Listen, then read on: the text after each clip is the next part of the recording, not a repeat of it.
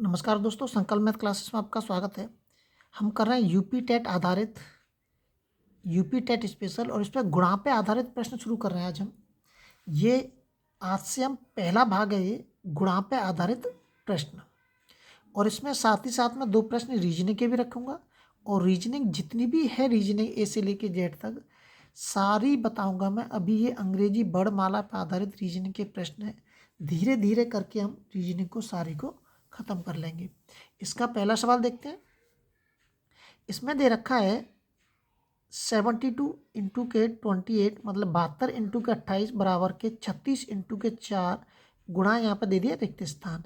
अब ये पूछ रहा है किसी रिक्त स्थान पर क्या आएगा, इस रिक्त स्थान पर क्या आएगा।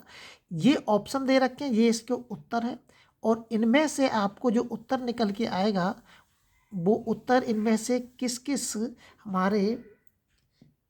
किस चीज़ को इसमें से बिलोंग करता है।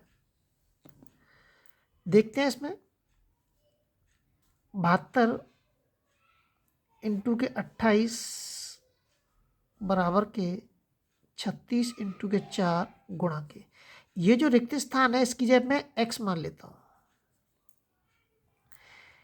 हमें मान किसका निकालना है, इस x का मान निकालना है। अगर इस तरीके से बीच में बराबर का चिन्ह लगा हो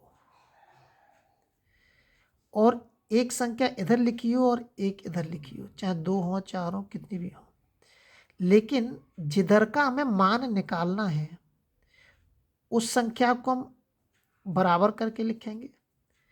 और अब इस x के साथ कौन कौन सी संख्या, ये वाली है, तो ये संख्या हमेशा नीचे आएगी और बाकी की जो संख्या है वो क्या है, ऊपर आ जाएगी। ये कैलकुलेशन का एक हिस्सा होता है जो कि आपको पता होना चाहिए। ये ध्यान रखना, जिसका हमें मान निकालना है उसके साथ जो संख्या होगी वो हमेशा नीचे आएगी और इधर वाली जो संख्या है हमेशा ऊपर आएगी। अगर ये x इसके साथ होता तो ये वाली संख्या ऊपर आ जाती और ये नीचे आ जाती। ये आपको याद रखना है। 36 दूनी कितने होते हैं, 72 होते हैं। 4 सत्ते 28, 7 दूनी 14। अब ये 14 जो निकल के आया है, इस 14 का जो नियम है ये इसमें से कौन कौन से इस ऑप्शन को पास करता है ये देखना है। 14 7 का गुणज है 7 का गुणज। गुणज का मतलब होता है मासा कह लीजिए गुणज को, या ये कह लीजिए कि क्या 7 का भाग जा सकता है 14 में, या ये कह लीजिए आप, या ये कह सकते हैं आप कि 7 मासा है 14 का, ऐसे कह लीजिए आप। या 7 का भाग जा सकता है 14 में, बिल्कुल जा सकता है। तो एक तो ये ए हो गया हमारा, ए इसमें भी दे रखा है, इसमें भी दे रखा है, इसमें भी दे रखा है, लेकिन इसमें नहीं दे रखा है, तो ये ऑप्शन हमारा ऑटोमेटिकली ख़त्म हो गया। अब 3 ऑप्शन बचते हैं हमारे। अब ये कह रहा है कि एक अभाज्य संख्या है। अभाज्य का मतलब होता है केवल 14 में केवल 14 का ही भाग जाए और किसी दूसरी संख्या का भाग न जाए, उसे कहते हैं अभाज्य संख्या। लेकिन 14 ऐसी संख्या नहीं, इसमें तो 2 से भी जा सकता है, 7 से भी जा सकता है। तो ये 14 एक अभाज्य संख्या नहीं है। 14 कैसी संख्या है, एक भाज्य संख्या है। 14 हमारी एक भाज्य संख्या है, तो ये वाला ऑप्शन हमारा नहीं माना जाएगा।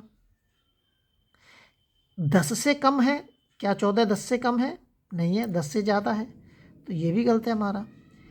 एक सम संख्या है, हाँ 14 एक सम संख्या है, ये भी सही हो गया हमारा। अब ये कह रहा है 56 का गुणनखंड है, हाँ 56 का गुणनखंड है। कैसे गुणनखंड है, क्योंकि 56 को लिख सकते हैं हम 14 चौक 56 लिख सकते हैं ना, तो इसलिए 56 का भी गुणनखंड है। अब आप ऑप्शन में देखिए ए डी ई कहाँ दे रखा है, पहले ऑप्शन में दे रखा है, तो इसका पहला जो ऑप्शन है वो एकदम सही हो जाएगा। ये ध्यान रखना, आया हुआ सवाल है, सी टेट 2019 में आया हुआ सवाल है। ये यूपी टेट में भी आ सकता है, सी टेट में भी आ सकता है, लेकिन सबसे ज़्यादा जो ज़रूरी है हमारे लिए वो है अपने हाथ से नोट्स तैयार करना। अगर आप अपने हाथ से नोट्स तैयार नहीं करेंगे जब तक कुछ नहीं हो सकता है। आगे दे रखा है 603 इंटू के 228 बराबर के 63 इंटू के, इस जगह पे खाली स्थान दे रखा है, बिल्कुल उसी की सवाल थे। मैं इसकी जगह पर कोई संख्या मान लेता हूँ x। मैंने अभी बताया ये संख्या कहाँ जाएगी, ऊपर आ जाएगी।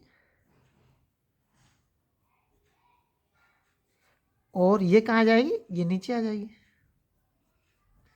अब काट सकते हैं इसको हम, 4 सत्ते 28, ये काय के बराबर, ये x के बराबर है। काट सकते हैं हम इसको, 4 सत्ते 28, 9 7 63, 9 छके 54 और 9 7 63। इस वाले 7 से अब ये जो निकल के आएगी संख्या वो ये निकल के आ गई आगे हमारे, ये आगे निकल के। अब इस 7 से ये वाला 7 कट जाएगा, बचा कितना, केवल 67। कितना बचा है, केवल 67 हमारा क्या होगा, उत्तर हो गया। तो इसका बी ऑप्शन जो है इसका एकदम सही हो जाएगा। अगला सवाल देखते हैं। अगला जो सवाल दे रखा है इसमें, ये देखिए गुणा है, ये सादा सिंपल जो गुणा करते हैं वही है, केवल इसके अंदर पॉइंट लगा दिया गया है। और ऐसे सवाल समझ लीजिए कि एकदम फ्री के नंबर होते हैं, जो कि हमें पॉइंट का ज्ञान होना चाहिए। अब मैं सबसे पहले इसका गुणा करता हूँ।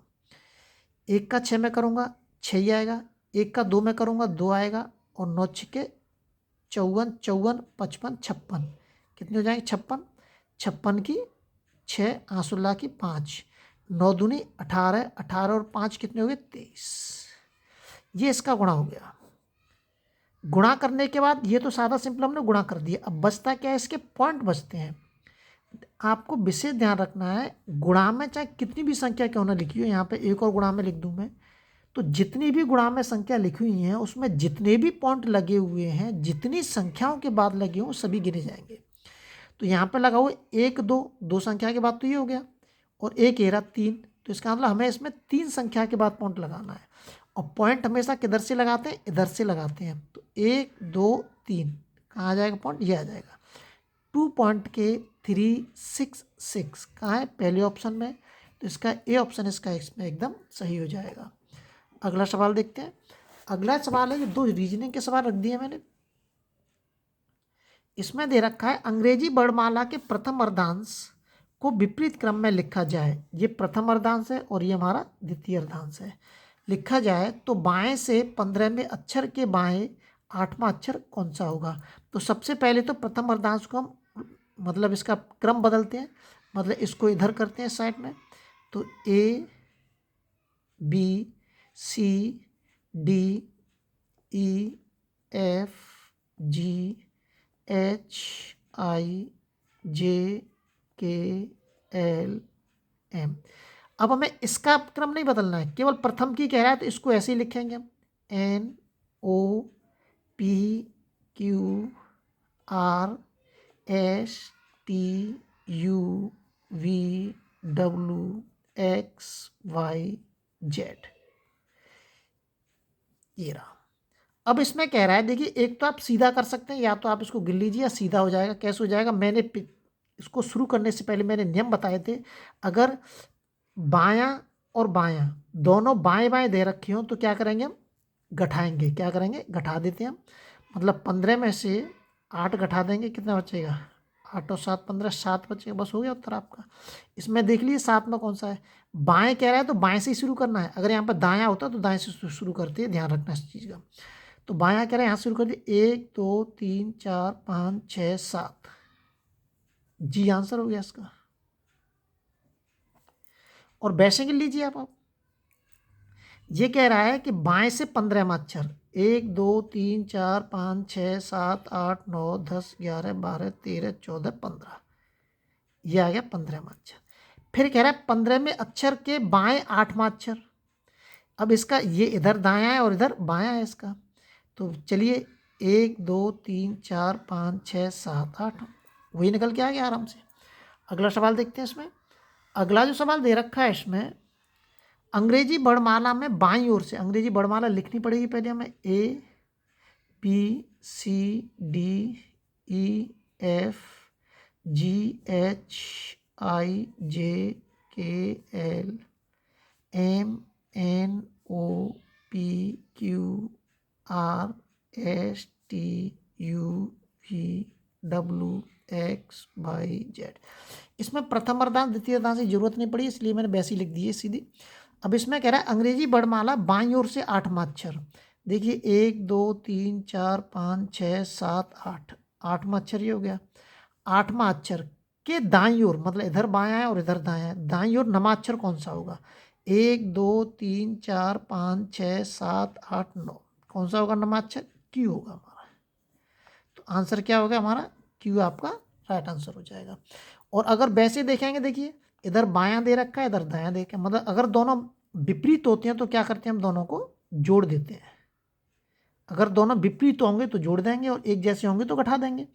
तो कितना हो जाएगा ये? 17। अब देखिए 17, ये जो अक्षर होगा 17 में ही होगा। 1 2 3 4 5 6 7 8 9 10 11 12 13 14 15 16 17।